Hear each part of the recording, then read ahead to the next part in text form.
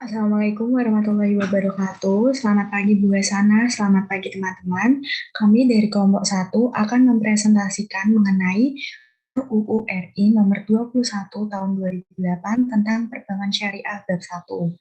Sebelum kami mempresentasikan materi kami, izinkan kami memperkenalkan diri terlebih dahulu anggota kelompok kami.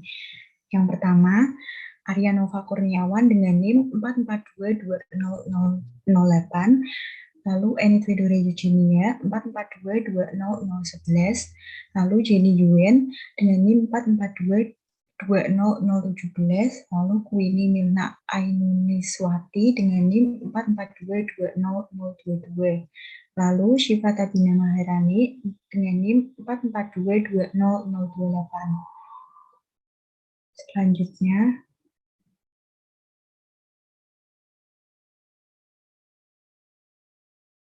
Selanjutnya akan dibacakan oleh rekan saya yaitu Arya Nova. Silakan.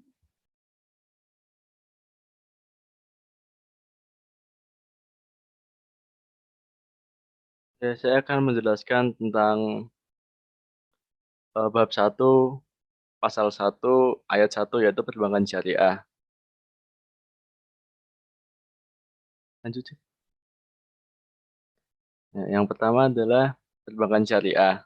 Dalam Undang-Undang pasal 1 ayat 1 yang berbicara tentang perbankan syariah adalah segala sesuatu yang menyangkut tentang bank syariah dan unit usaha syariah, mencakup kelembagaan, kegiatan usaha, serta cara dan proses melaksanakan kegiatan usahanya.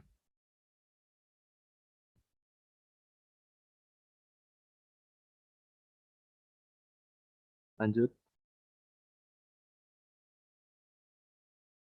Lalu yang kedua, yaitu bank.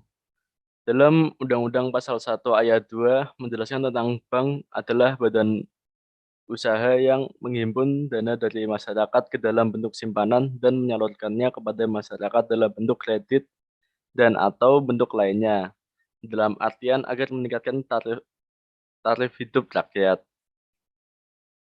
Lanjut.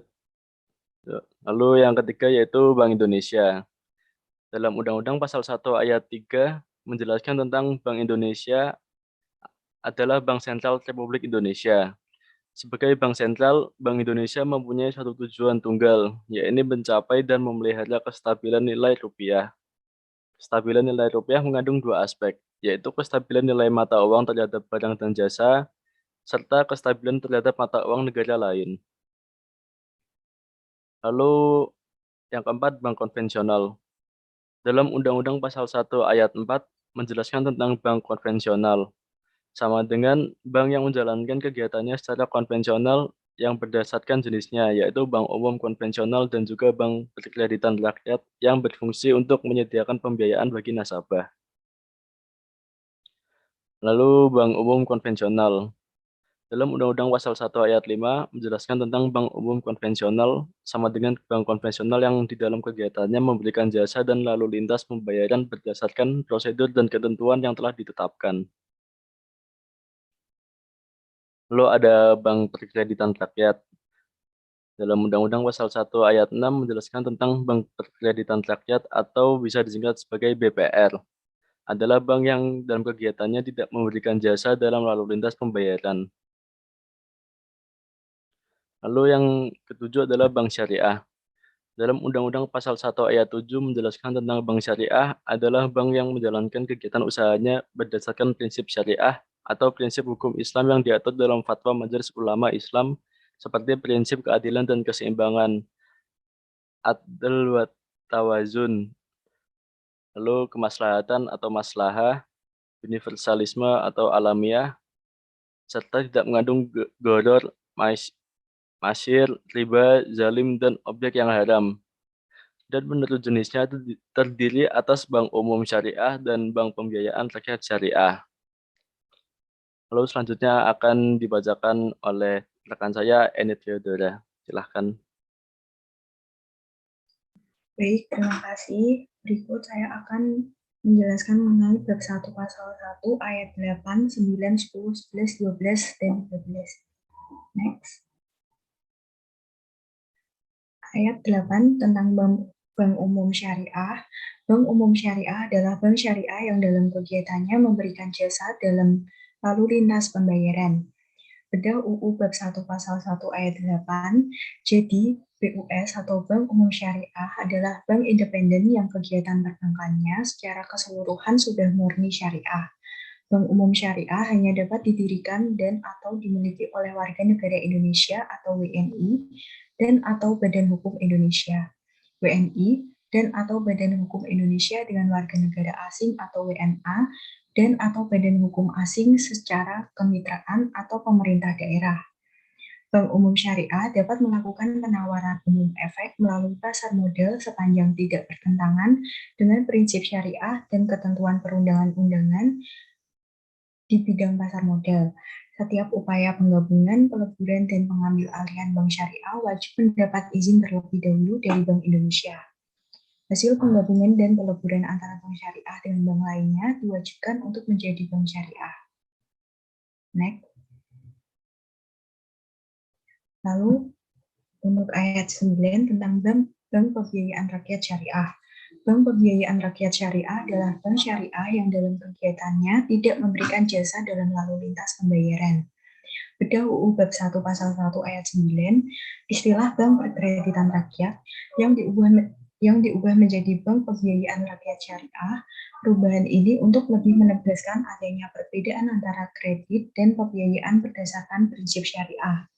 Jadi, BPRS adalah bank perkreditan rakyat yang kegiatannya tidak memberikan jasa dalam lalu lintas pembayaran dan beroperasi berdasarkan prinsip syariah. BPRS hanya dapat didirikan dan atau dimiliki oleh WNI dan atau Badan Hukum Indonesia yang seluruh pemiliknya WNI, pemerintah daerah atau gabungan dua pihak atau lebih dari WNI, Badan Hukum Indonesia dan juga pemerintah daerah. Selanjutnya ayat 10 tentang unit usaha syariah. Unit usaha syariah yang selanjutnya disebut UUS adalah unit kerja dari kantor pusat bank umum konvensional yang berfungsi sebagai kantor induk dari kantor atau unit yang melaksanakan kegiatan usaha berdasarkan prinsip syariah, atau unit kerja di kantor cabang dari suatu bank yang berkedudukan di luar negeri yang melaksanakan kegiatan usaha secara konvensional yang berfungsi sebagai kantor induk dari kantor cabang pembantu syariah dan atau unit syariah. Bedah UU Bab 1 Pasal 1 Ayat 10. Jadi, UUS adalah kantor pusat atau induk dari kantor cabang bank konvensional yang melaksanakan kegiatan syariah. Yang pertama, ciri-cirinya memegang izin Bank Indonesia. Yang kedua, modal kerja minimal 100 miliar dalam bentuk tunai. Yang ketiga, pembukaan unit usaha syariah wajib mencantumkan secara jelas frase unit usaha syariah setelah nama BUK dan logo Bank Indonesia pada kantor UUS yang bersangkutan. Unit usaha syariah mempunyai tugas yang pertama mengatur dan mengawasi seluruh kegiatan kantor cabang syariah dan atau unit syariah. Yang kedua, menempatkan dan mengelola dana yang bersumber dari kantor cabang syariah dan atau unit syariah. Yang ketiga, menerima dan menata usahakan laporan keuangan dari kantor cabang syariah dan atau unit syariah dalam rangka penyusunan laporan gabungan. Yang keempat, melakukan kegiatan lain sebagai kantor induk dari kantor cabang syariah dan atau unit syariah. Ayat yang ke-11 tentang kantor cabang. Kantor cabang adalah kantor cabang bank syariah yang bertanggung jawab kepada kantor pusat bank yang bersangkutan dengan alamat tempat usaha yang jelas sesuai dengan lokasi kantor cabang tersebut melakukan usahanya. Bedah UU Bab 1 Pasal 1 Ayat 11. Bank syariah atau UUS dapat membuka kantor cabang dan atau kantor di bawah kantor cabang. Pembukaan kantor cabang hanya dapat dilakukan setelah memperoleh izin dari Bank Indonesia. Sedangkan pembukaan kantor di bawah kantor cabang cukup dilaporkan kepada Bank Indonesia dan dapat segera beroperasi setelah mendapat surat penegasan dari Bank Indonesia. Pembukaan kantor cabang, kantor perwakilan, dan jenis-jenis kantor lainnya di luar negeri oleh Bank Umum Syariah dan UUS hanya dapat dilakukan dengan izin Bank Indonesia. Sedangkan Bank Pembiayaan Rakyat Syariah atau BPRS tidak diizinkan membuka kantor cabang, kantor perwakilan, dan jenis kantor lainnya di luar negeri. Selanjutnya ayat 12 tentang prinsip syariah. Prinsip syariah adalah prinsip hukum Islam dalam kegiatan perbankan berdasarkan fatwa yang dikeluarkan oleh lembaga yang memiliki kewenangan dalam penetapan fatwa di bidang syariah. Bedah UU Bab 1 Pasal 1 Ayat 12. Dalam definisi prinsip syariah dimaksudkan memiliki dua pesan penting, yaitu yang pertama, prinsip syariah adalah prinsip hukum Islam, dan yang kedua, penetapan pihak atau lembaga yang berwenang mengeluarkan fatwa yang menjadi dasar prinsip syariah. Yang dimaksud dengan berasaskan prinsip syariah adalah kegiatan usaha yang tidak mengandung riba, maisir, gharar, objek haram, dan menimbulkan kezaliman. Dalam kaitan dengan hal tersebut di atas, maka setiap pihak dilarang untuk melakukan kegiatan penghimpunan dana berdasarkan prinsip syariah tanpa izin Bank Indonesia. Sedangkan di sisi lain, kegiatan penyaluran dana berdasarkan prinsip syariah harus dilakukan secara berhati-hati melalui penilaian secara seksama agar Bank Syariah dan UUS memiliki keyakinan atas kemauan dan kemampuan nasabah dalam menyelesaikan kewajibannya sesuai akad serta keyakinan atas kesesuaian dengan prinsip syariah. Secara umum, Bank Syariah dan UUS dilarang untuk melakukan kegiatan usaha yang bertentangan dengan prinsip syariah, melakukan kegiatan jual beli saham secara langsung di lantai bursa, serta kegiatan perasuransian kecuali sebagai agen pemasaran produk asuransi syariah. Bagi BPRS, selain larangan di atas, juga dilarang untuk membuka produk simpanan giro dan ikut serta dalam lalu lintas pembayaran serta kegiatan valuta asing kecuali penukaran valuta asing. Seluruh kegiatan usaha bank syariah dan UUS pada dasarnya wajib sesuai dengan prinsip syariah yang difatwakan oleh Majelis Ulama Indonesia. Penuangan prinsip syariah yang telah difatwakan dimaksud ke dalam Peraturan Bank Indonesia, dilakukan oleh Bank Indonesia yang dibantu oleh Komite Perbankan Syariah atau KPS. KPS sendiri dibentuk oleh Bank Indonesia yang terdiri dari unsur Bank Indonesia, Departemen Agama, dan unsur masyarakat lainnya yang memiliki keahlian di bidang syariah. Ayat yang ke-13 tentang akad. Akad adalah kesepakatan tertulis antara Bank Syariah atau UUS dan pihak lain yang memuat adanya hak dan kewajiban bagi masing-masing pihak sesuai dengan prinsip syariah. Bedah UU Bab 1 Pasal 1 Ayat 13, dari penjelasan tersebut memberikan batasan pengertian prinsip syariah sebagai aturan perjanjian berdasarkan hukum Islam antara pihak bank dan pihak lain untuk penyimpanan dana dan atau pembiayaan kegiatan usaha atau kegiatan lainnya yang dinyatakan sesuai dengan syariah. Antara lain, pembiayaan berdasarkan prinsip bagi hasil atau akad mudharabah. Pembiayaan berdasarkan prinsip penyertaan modal atau akad musyarakah, prinsip jual beli barang dan memperoleh keuntungan atau akad murabahah, dan pembiayaan barang modal berdasarkan prinsip sewa murni tanpa pilihan atau akad ijarah, atau dengan adanya pilihan pemindahan kepemilikan atas barang yang disewa dari pihak bank oleh pihak lain. Adapun produk-produk perbankan syariah meliputi yaitu produk titipan meliputi wadiah atau jasa penitipan dan deposito mudharabah, produk bagi hasil, produk jual beli seperti murabahah, produk sewa seperti al-ijarah, kemudian produk jasa meliputi kafalah dan qard.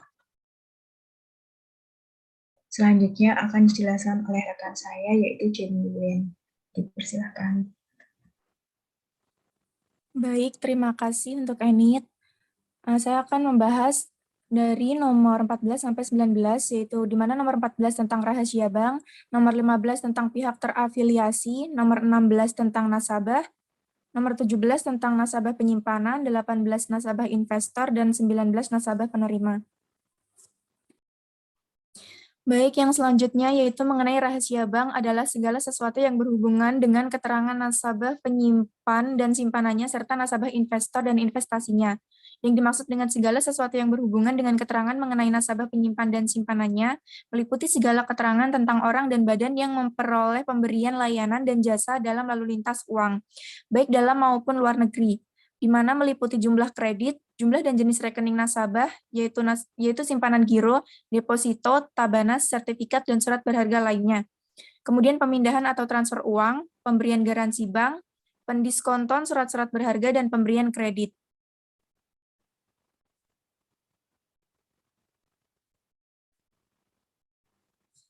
Rahasia bank diatur dalam pasal 40 Undang-Undang Nomor 10 Tahun 1998. Menurut ketentuan pasal tersebut, yaitu ayat 1, di mana bank wajib merahasiakan keterangan mengenai nasabah penyimpan dan simpanannya, kecuali dalam hal sebagaimana dimaksud dalam pasal 41, pasal 41A, pasal 42, pasal 43, pasal 44, dan pasal 44A. Kemudian ayat 2, ketentuan sebagaimana dimaksud dalam ayat 1 berlaku pula bagi pihak terafiliasi. Berdasarkan ketentuan di atas, jelas bahwa yang wajib dirahasiakan oleh pihak bank atau pihak terafiliasi hanya keterangan mengenai nasabah penyimpan dan simpanannya.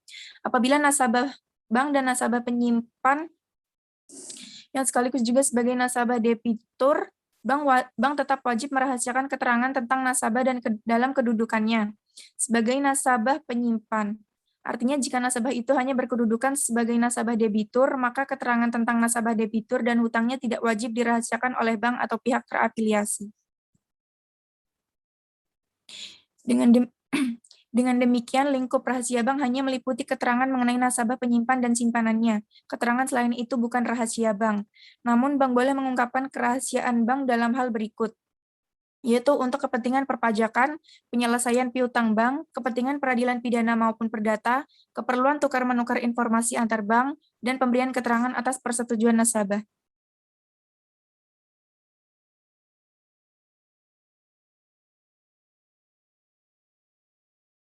Selanjutnya yaitu nomor 15 mengenai pihak terafiliasi, di mana pihak terafiliasi meliputi 1, komisaris, direksi dan kuasanya, pejabat dan karyawan bank syariah atau bank umum konvensional yang memiliki UUS.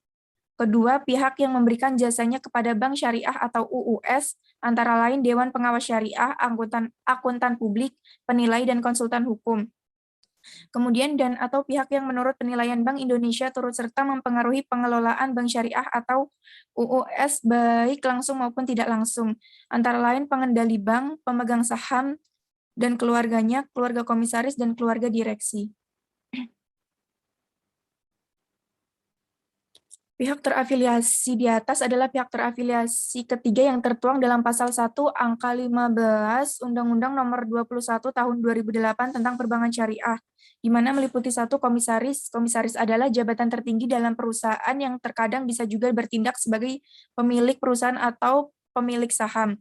Kedua, yaitu direksi, adalah badan perusahaan yang diberi wewenang yang sesuai dengan tujuan dan pedoman perusahaan, di mana memikul tanggung jawab penuh atas manajemen perusahaan untuk kepentingan perusahaan dan mewakili perusahaan baik secara internal maupun eksternal di luar pengadilan sesuai dengan ketentuan undang-undang.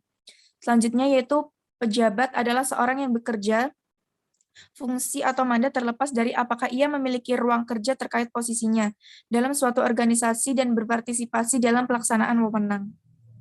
Next.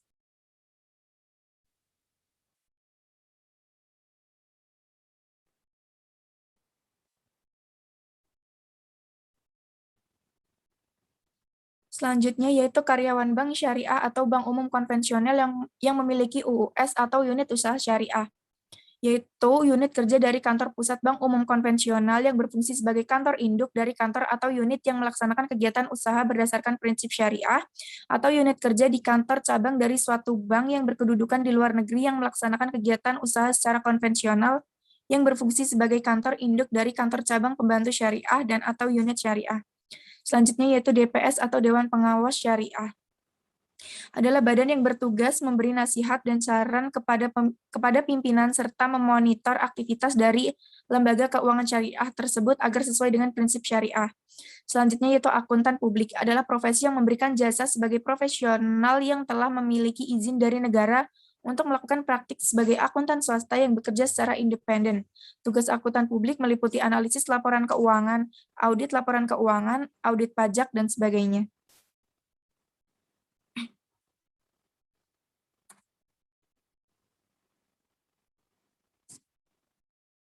Selanjutnya yaitu penilai adalah orang yang melakukan kegiatan pengambilan keputusan dalam menentukan sesuatu berdasarkan kriteria baik dan buruk serta bersifat kualitatif. Selanjutnya yaitu konsultan hukum adalah orang yang bertugas memberi nasihat atau pendapat mengenai sebuah tindakan hukum, baik yang sedang atau akan dilakukan oleh kliennya. Tindakan hukum di sini memiliki arti perbuatan hukum non-litigasi atau perbuatan hukum di luar pengadilan. Yang selanjutnya yaitu pihak yang menurut Bank Indonesia turut serta mempengaruhi pengelolaan bank syariah atau unit usaha syariah, baik langsung maupun tidak langsung, antara lain pengendali bank, pemegang saham dan keluarganya, keluarga komisaris, dan keluarga direksi.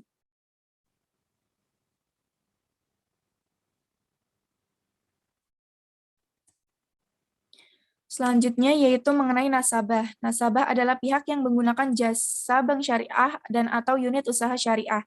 Dalam perbankan, nasabah bank dibagi menjadi dua, yaitu nasabah debitur dan nasabah penyimpan. Nasabah debitur adalah nasabah yang memperoleh fasilitas baik kredit maupun pembiayaan dari bank dengan melewati proses perjanjian antara bank dengan nasabah bank yang telah dilakukan sebelumnya. Sedangkan nasabah penyimpan adalah nasabah yang menempatkan dananya di bank dalam bentuk simpanan, yang mana biasanya disebut tabungan, dengan melewati proses perjanjian antara bank dengan nasabah bank sebelumnya. Dalam hal ini, nasabah juga dikatakan sebagai orang yang menggunakan pelayanan yang disediakan oleh bank. Nasabah adalah seorang atau badan usaha maupun lembaga yang mempunyai rekening simpanan dan pinjaman. Selain itu, nasabah juga melakukan transaksi lainnya, baik transaksi online maupun offline.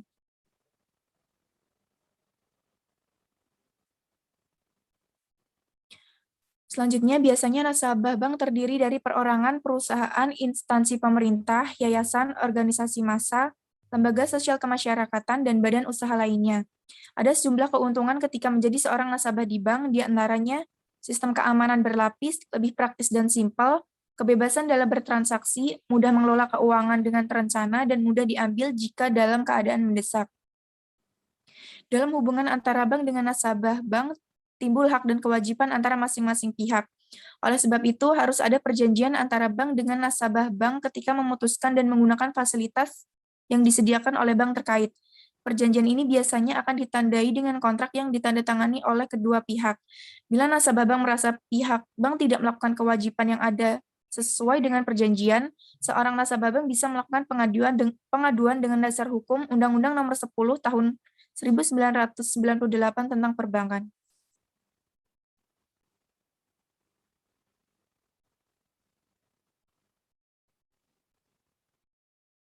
Selanjutnya yaitu mengenai nasabah penyimpan. Nasabah penyimpan adalah nasabah yang menempatkan dananya di bank syariah dan atau unit usaha syariah dalam bentuk simpanan berdasarkan akad antara bank syariah atau unit usaha syariah dan nasabah yang bersangkutan. Jadi dalam hal ini nasabah yang bersangkutan menempatkan dananya di bank syariah atau unit usaha syariah dalam bentuk simpanan berdasarkan akad wadiah atau akad lainnya yang tidak bertentangan dengan prinsip syariah dalam bentuk giro, tabungan, dan bentuk lainnya yang dipersamakan dengan itu. Nasabah penyimpan dapat melakukan penempatan dananya dalam produk simpanan bank syariah berdasarkan akad, diantaranya yang pertama yaitu tabungan adalah simpanan berdasarkan akad wadiah atau investasi dana berdasarkan akad mudharabah atau akad lain yang tidak bertentangan dengan prinsip syariah, yang penarikannya hanya dapat dilakukan menurut syarat dan ketentuan tertentu yang disepakati, tetapi tidak dapat ditarik dengan cek, bilet giro, dan atau alat lainnya yang dipersamakan dengan itu. Yang kedua yaitu giro. Giro adalah simpanan berdasarkan akad wadiah atau akad lain yang tidak bertentangan dengan prinsip syariah, yang penarikannya dapat dilakukan setiap saat dengan menggunakan cek, bilet giro, sarana perintah pembayaran lainnya,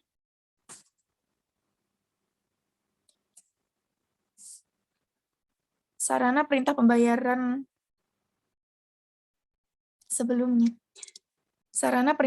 lainnya, atau dengan perintah pemindah bukuan. Yang selanjutnya yaitu deposito adalah investasi dana berdasarkan akad mudharabah atau akad lain yang tidak bertentangan dengan prinsip syariah, yang penarikannya hanya dapat dilakukan pada waktu tertentu berdasarkan akad dan nasabah penyimpan dan bank syariah dan atau unit usaha syariah.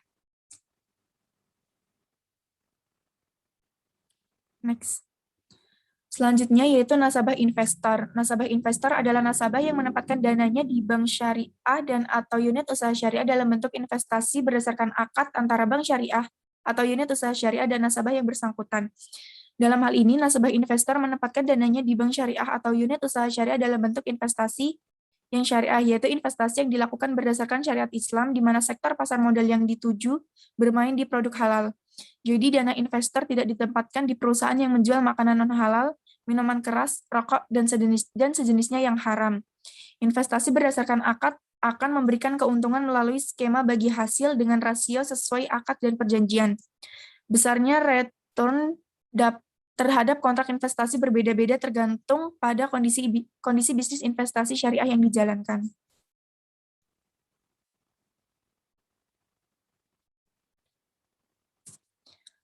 Jenis investasi syariah yaitu ada deposito syariah, saham syariah.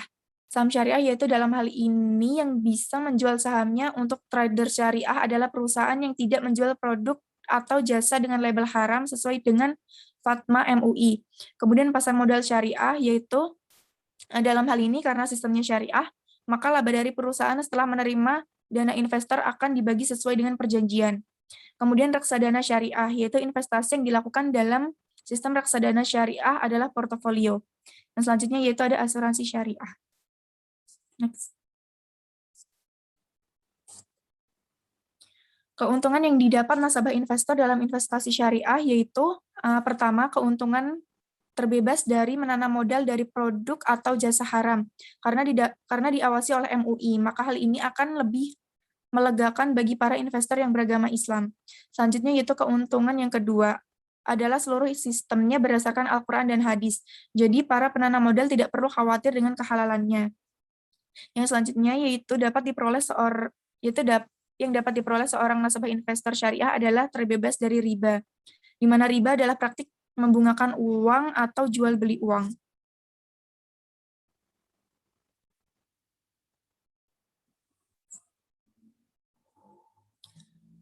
Di sini ada contoh produk investasi syariah, yaitu BSI Deposito Falas adalah investasi berjangka yang dikelola dengan akad mudharabah yang ditujukan bagi nasabah perorangan dan perusahaan dalam mata uang USD. Kemudian BSI Deposito Rupiah adalah investasi berjangka yang dikelola oleh akad mudharabah yang ditujukan bagi nasabah perorangan dan perusahaan dalam mata uang rupiah. Yang selanjutnya itu BSI Reksadana Syariah, di mana wadah yang digunakan untuk menghimpun dana dari masyarakat pemodal sebagai pemilik harta. Dana ini selanjutnya diinvestasikan dan dikelola dalam portofolio efek syariah oleh manajer investasi, menurut ketentuan syariah yang tidak bertentangan dengan prinsip syariat Islam.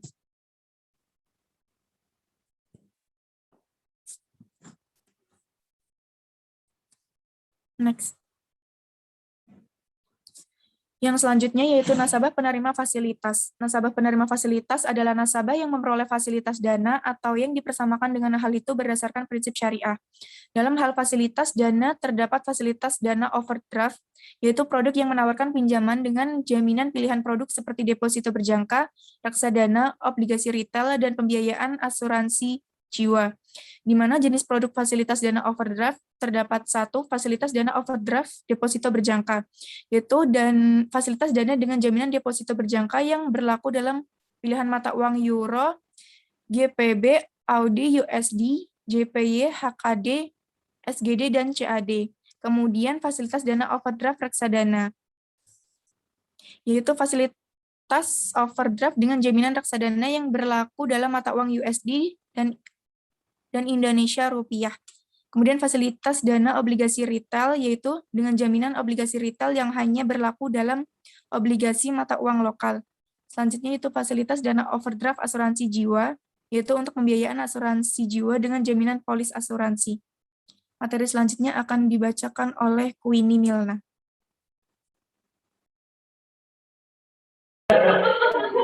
Baik, selanjutnya saya akan menjelaskan tentang bab 1 pasal 1 dari ayat 20 sampai ayat 26. Yang pertama ada ayat 20 yaitu simpanan. Simpanan adalah dana yang dipercayakan oleh nasabah kepada bank syariah dan atau UUS berdasarkan akad wadiah atau akad lain yang tidak bertentangan dengan prinsip syariah dalam bentuk giro, tabungan, atau bentuk lainnya yang dipersamakan dengan itu. Untuk bedah Undang-Undang Bab 1 Pasal 1 Nomor 20, adalah simpanan yang dimaksud di sini merupakan simpanan yang penarikannya hanya dapat dilakukan menurut syarat-syarat tertentu yang disepakati, namun tidak dapat ditarik menggunakan cek, bilet giro, dan atau alat lainnya. Syarat-syarat penarikan tertentu maksudnya sesuai perjanjian antara lembaga keuangan dan penabung. Jenis-jenis produk simpanan sendiri yang pertama adalah wadiah, yaitu jasa penitipan dana di mana penitip dapat mengambil dana tersebut sewaktu-waktu. Yang kedua adalah mudharabah, yaitu penyimpanan atau deposan bertindak sebagai pemilik modal dan lembaga sebagai pengelola atau mudharib. Next. Untuk ayat 21 yaitu tabungan. Tabungan adalah simpanan berdasarkan akad wadiah atau investasi dana berdasarkan akad mudharabah atau akad lain yang tidak bertentangan dengan prinsip syariah yang penarikannya hanya dapat dilakukan menurut syarat dan ketentuan tertentu yang disepakati, tetapi tidak dapat ditarik dengan cek, bilet giro, dan atau alat lainnya yang dibersamakan dengan itu. Tabungan dalam ekonomi Islam merupakan prinsip ekonomi Islam dan nilai moral Islam yang menyebutkan bahwa manusia harus hidup hemat dan tidak bermewah-mewahan. Karena Allah Subhanahu wa Ta'ala sangat mengutuk perbuatan israf, yaitu pemborosan, dan tabzir, yaitu menghambur-hamburkan harta tanpa guna. Akad tabungan dalam perbankan syariah tersebut ada dua, yaitu akad wadiah dan akad mudharabah. Next. Ayat 22 yaitu deposito. Deposito adalah investasi dana berdasarkan akad mudharabah atau akad lain yang tidak bertentangan dengan prinsip syariah yang penarikannya hanya dapat dilakukan pada waktu tertentu berdasarkan akad antara nasabah penyimpan dan bank syariah dan atau UUS. Deposito sendiri merupakan simpanan yang diserahkan kepada lembaga atau pihak tertentu dan penarikannya hanya dapat dilakukan pada jangka waktu tertentu dan dengan syarat-syarat tertentu. Atau deposito adalah tabungan berjangka yang dikeluarkan oleh pihak perbankan. Dalam perbankan syariah deposito ini menggunakan prinsip mudharabah, yaitu perjanjian kerjasama antara dua atau lebih pihak di mana pemilik modal mempercayakan sejumlah modal kepada pengelola yang dipilih untuk suatu perjanjian kerjasama. Next.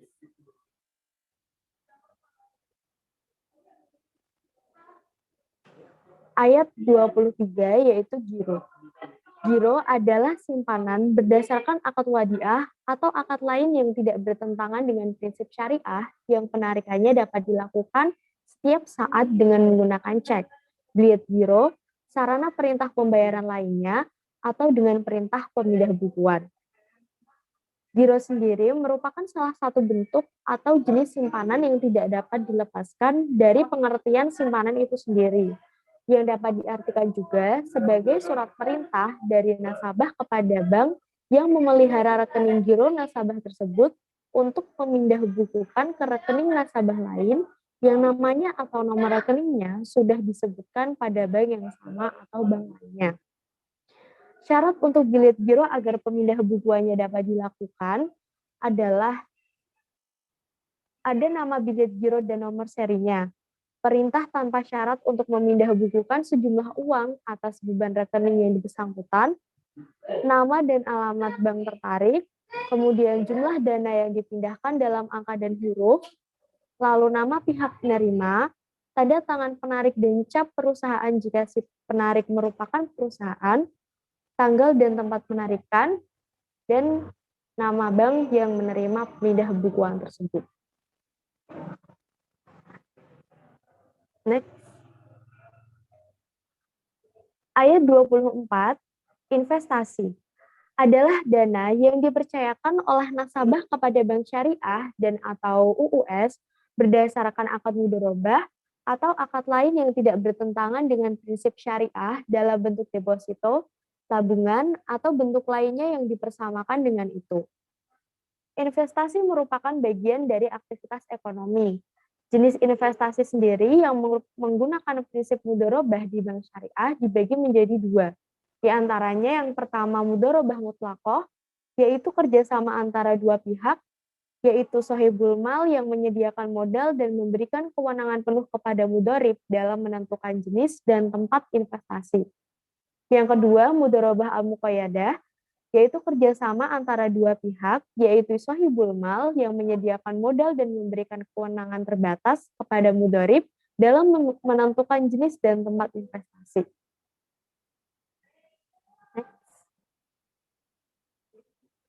Ayat 25, pembiayaan yang berbunyi, pembiayaan adalah penyediaan dana atau tagihan yang dipersamakan dengan itu, berupa A. Transaksi bagi hasil dalam bentuk mudharabah dan musyarakah. B. Transaksi sewa-menyewa dalam bentuk ijarah atau sewa-beli dalam bentuk ijarah muntahiyah bitamlik. C. Transaksi jual-beli dalam bentuk piutang mudharabah, salam dan istisna. D. Transaksi pinjam-meminjam dalam bentuk piutang qard. Dan E. Transaksi sewa-menyewa jasa dalam bentuk ijarah untuk transaksi multijasa berdasarkan persetujuan atau kesepakatan antara bank syariah dan atau UUS dan pihak lain yang mewajibkan pihak yang dibiayai dan atau diberi fasilitas dana untuk mengembalikan dana tersebut setelah jangka waktu tertentu dengan imbalan ujroh, tanpa imbalan, atau bagi hasil. Untuk pembiayaan sendiri merupakan pendanaan yang diberikan oleh suatu pihak kepada pihak lain untuk mendukung kegiatan ekonomi, baik digunakan untuk konsumtif maupun investasi dengan cara pengembalian dan jangka waktu tertentu. Bentuk-bentuk dari pembiayaan dalam Islam antara lain pembiayaan, piutang, qard, surat berhadiah syariah. Penilaian dari pemberian pembiayaan sendiri ada beberapa syarat, yaitu menggunakan analisa 5C dan 1S. Di antaranya, 1. Karakter, 2. Kapasiti atau kemampuan manajerial, 3. Capital atau modal, yang keempat, kolateral atau jaminan, yang kelima, collection of economy atau kondisi usaha. Next.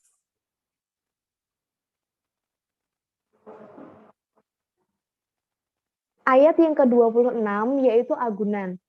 Agunan adalah jaminan tambahan, baik berupa benda bergerak maupun benda tidak bergerak, yang diserahkan oleh pemilik agunan kepada bank syariah dan atau UUS guna menjamin pelunasan kewajiban nasabah penerima fasilitas. Untuk bedah UU pasal 1 nomor 26 ini adalah memberikan jaminan atau agunan kepada orang yang berpiutang sebagai usaha yang memudahkan bagi yang mendapat kesulitan terhadap sesuatu. Sementara orang yang berpiutang mempunyai barang yang berharga, yaitu barang yang dijaminkan. Jadi, prinsip dari agunan ini adalah untuk tolong-menolong dalam batas-batas pemberian jaminan, di mana Islam dalam hal ini memberikan jalan keluar bagi orang yang sedang tertimpa kesulitan, sehingga ia memiliki suatu barang yang juga berharga dan itulah yang dijadikan sebagai agunan. Untuk pembahasan selanjutnya akan dijelaskan oleh rekan saya, Syifa Tabina. Disilakan. Terima kasih. Baik, terima kasih atas kesempatannya. Saya, Syifa Tabina, akan menjelaskan bab 1 pasal 1 dari nomor 27 sampai 32.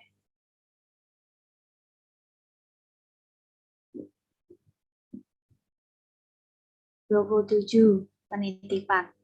Penitipan adalah penyimpanan harta berdasarkan akad antara Bank Umum Syariah atau UUS dan penitip, dengan ketentuan Bank Umum Syariah atau UUS yang bersangkutan tidak mempunyai hak kepemilikan atas harta tersebut. Lalu untuk bedah UU bab 1 pasal 1 ayat 27, yaitu dalam perbankan syariah dapat melakukan penitipan untuk kepentingan pihak lain berdasarkan prinsip syariah. Penitipan dalam bank syariah menggunakan akad wadiah yang bermakna perjanjian penitipan dana atau barang dari pemilik kepada penyimpan dana atau barang dengan kewajiban bagi pihak yang menyimpan untuk mengembalikan dana atau barang titipan sewaktu-waktu. Akad wadiah dibagi menjadi dua, yaitu wadiah yad ad-damanah dan wadiah yad al-amanah. Wadiah yad ad-damanah adalah wadiah di mana si penerima titipan dapat memanfaatkan barang titipan tersebut dengan seizin pemiliknya dan menjamin untuk mengembalikan titipan tersebut secara utuh setiap saat si pemilik menghendakinya. Lalu untuk wadiah yad al-amanah adalah wadiah di mana si penerima titipan tidak bertanggung jawab atas kehilangan dan kerusakan yang terjadi pada barang titipan selama hal ini bukan akibat dari kelalaian atau kecerobohan penerima titipan dalam memelihara titipan tersebut. Hal yang ke-28, wali amanat. Wali amanat adalah bank umum syariah yang memiliki kepentingan pemegang surat berharga berdasarkan akad wakalah antara bank umum syariah yang bersangkutan dan pemegang surat berharga tersebut. Lalu untuk bedah UU bab 1 pasal 1 ayat 28 yaitu wali amanat dijabarkan dalam POJK nomor 19 garing POJK 04 garing 2020 dimulai dari pengertian ketentuan umum pendaftaran bank umum sebagai wali amanat, tugas pokok dan tanggung jawab bank umum yang melakukan kegiatan sebagai wali amanat sampai pembatalan serta sanksinya. Pengertian wali amanat sendiri adalah pihak yang mewakili kepentingan pemegang efek bersifat utang dan atau sukuk, biasanya dalam bentuk obligasi.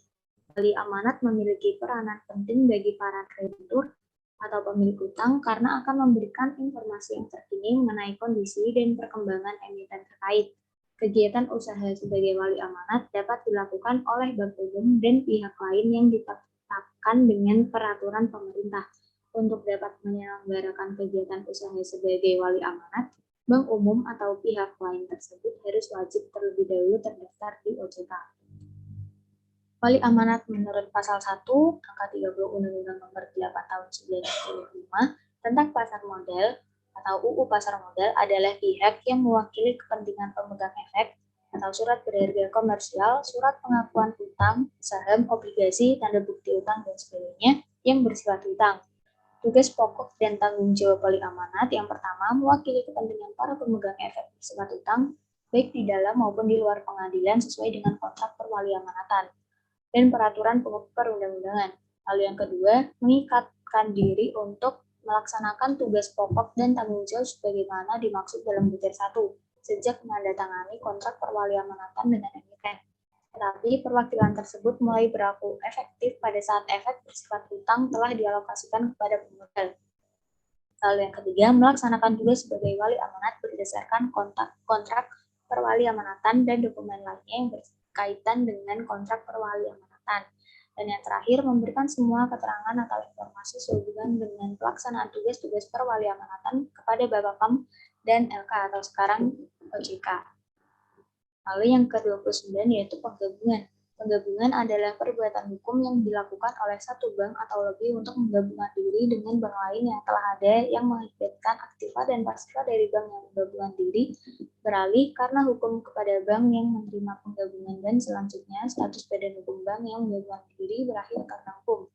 Lalu untuk bedah UU pasal 1 ayat 1 bab 1 pasal 1 ayat 29 yaitu penggabungan dalam bank dijelaskan dalam POJK nomor 41 tahun 2019.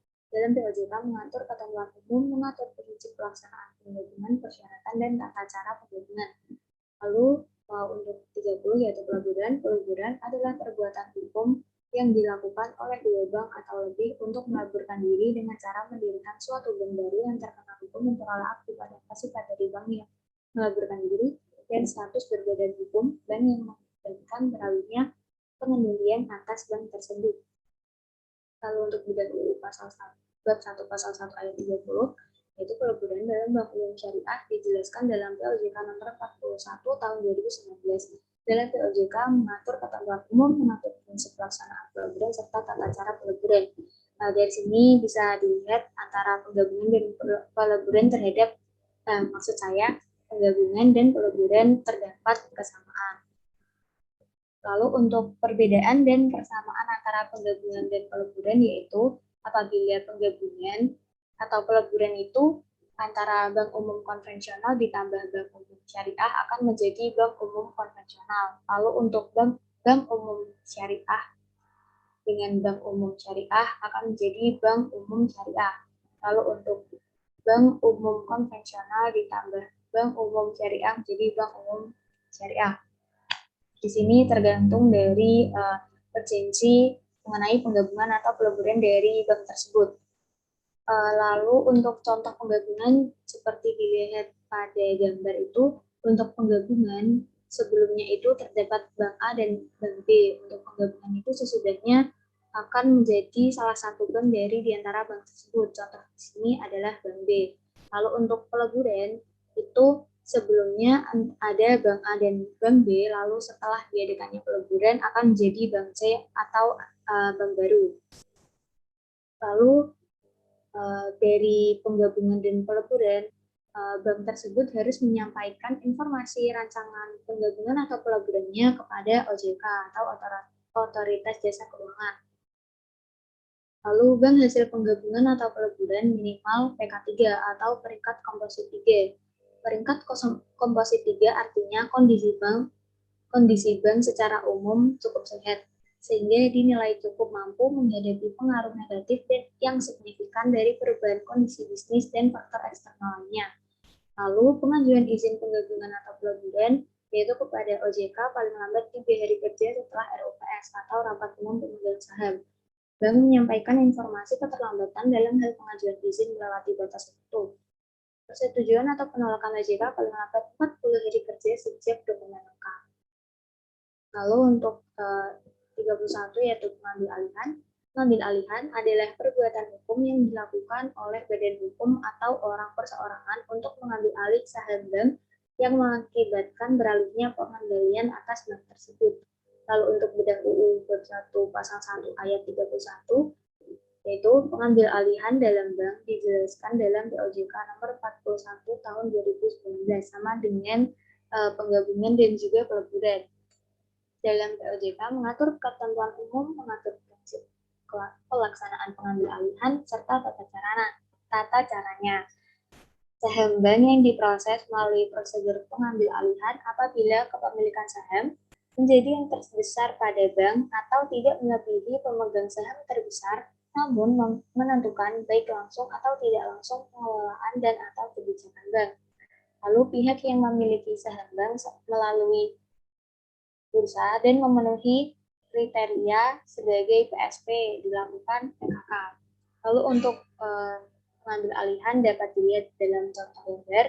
Sebelumnya itu entitas atau perseorangan X dengan bank A, lalu sesudahnya itu entitas perseorangan Z dengan bank A.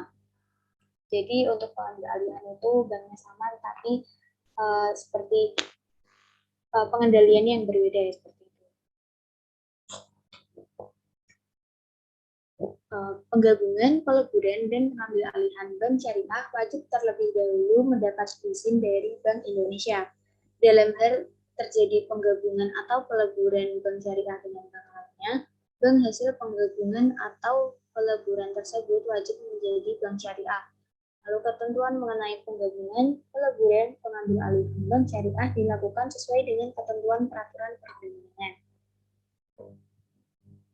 Lalu yang ke-32 yaitu pemisahan. Pemisahan adalah pemisahan usaha dari satu bank menjadi 2 badan usaha atau lebih, sesuai dengan ketentuan peraturan perundang-undangan. Lalu untuk bedah UU bab 1 pasal 1 ayat 32, yaitu pada perbankan, bentuk pemisahan terjadi pada suatu unit usaha syariah atau UUS yang berada pada satu bank umum konvensional, kemudian mengalami pertumbuhan positif. Sudah waktunya dilakukan pemisahannya dengan mendirikan dan meningkatkan status unit usaha syariah menjadi bank umum syariah. Pemisahan usaha unit syariah menjadi bank umum syariah tidak berarti bubar atau hapusnya status badan hukum dari perusahaan induknya yaitu bank umum konvensional. Oleh karena yang terjadi justru adalah 2 bentuk badan hukum yang masing-masing terpisah satu sama lainnya. Meskipun dari aspek kepemilikannya, pada umumnya terjadi kepemilikan melalui pemegang saham mayoritas yang sama, Dalam arti kata, pemilik mayoritas bank umum konvensional yang dahulunya memiliki unit usaha syariah juga ketika dipisahkan menjadi bank umum syariah juga adalah pemilik saham atau pemegang saham mayoritas yang sama.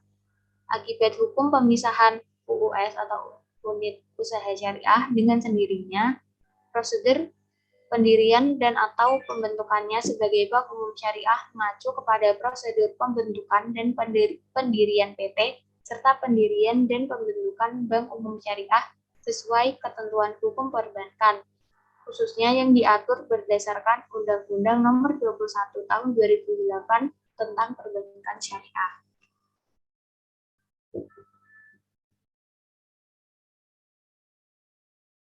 Sekian yang dapat kami sampaikan dari kelompok 1 mengenai UU Perbankan Syariah dari nomor 1 sampai 32. Kurang lebihnya mohon maaf. Wassalamualaikum warahmatullahi wabarakatuh.